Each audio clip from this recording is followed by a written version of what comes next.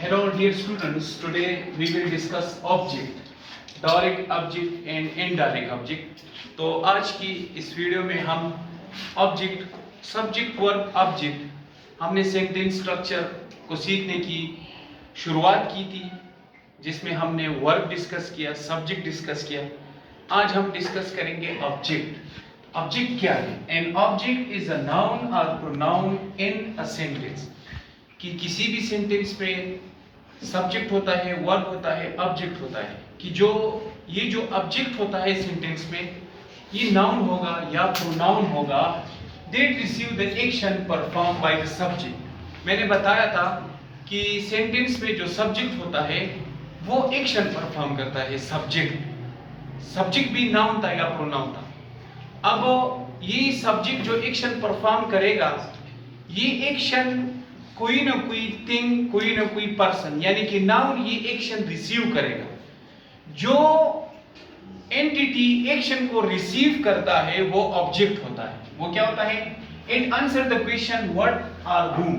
और ये जो ऑब्जेक्ट है ये आंसर देगा व्हाट का या हूम का।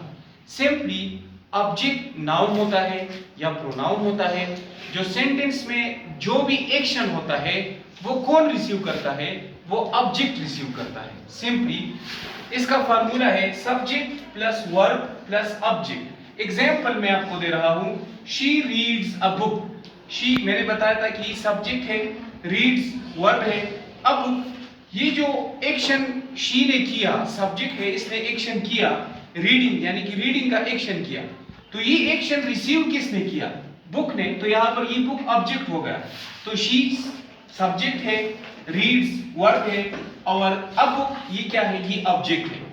अब जो ऑब्जेक्ट है इसके दो टाइप्स है, direct object and indirect object. Direct object का क्या है?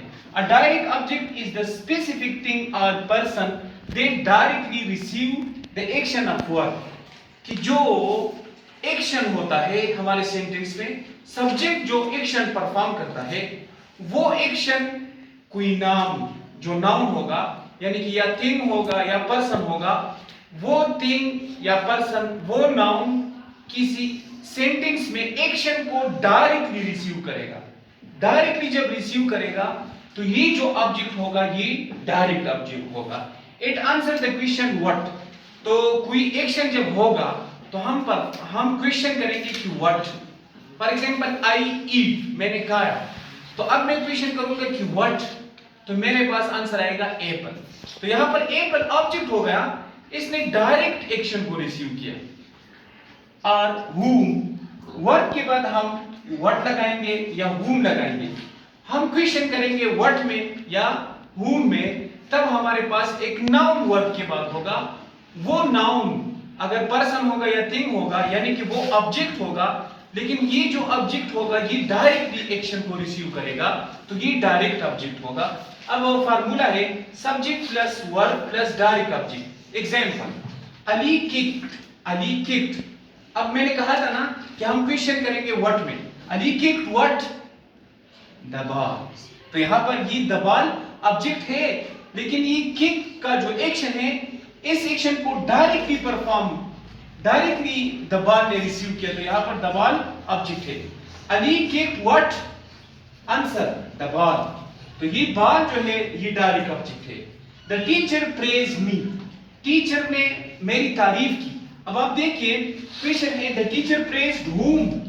मैंने कहा था कि whom में हम क्वेश्चन करेंगे या what में हम क्वेश्चन करेंगे।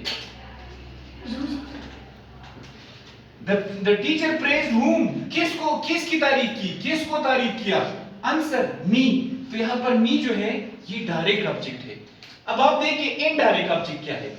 N indirect object tell us, indirect object हमें बताता है टू whom, किसके लिए, फॉर whom, किसके लिए, और फॉर व्हाट, या किस चीज के लिए। द एक्शन इज डन, कि एक्शन किसके लिए डन हो रहा है, तो ये इनडायरेक्ट ऑब्जेक्ट होगा। अब आप इस पॉइंट को नोट रख लिए, it is usually come between the verb and the direct object. Indirect object जो होता है वो वर्ब और डायरेक्ट ऑब्जेक्ट के बीच में होता है।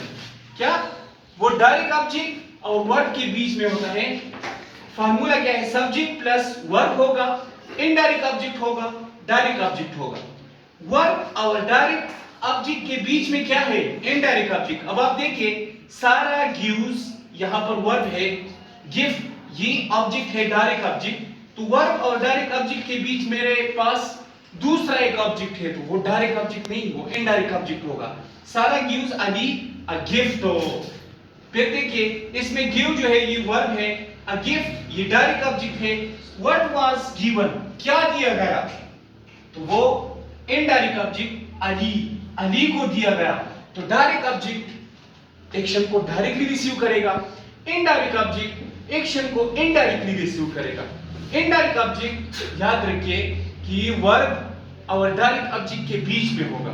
तो आज हमने डिस्कस किया ऑब्जेक्ट, फिर हमने डिस्कस किया डायरेक्ट ऑब्जेक्ट और इनडायरेक्ट ऑब्जेक्ट। तो आज की वीडियो में बस इतना ही। Thank you very much.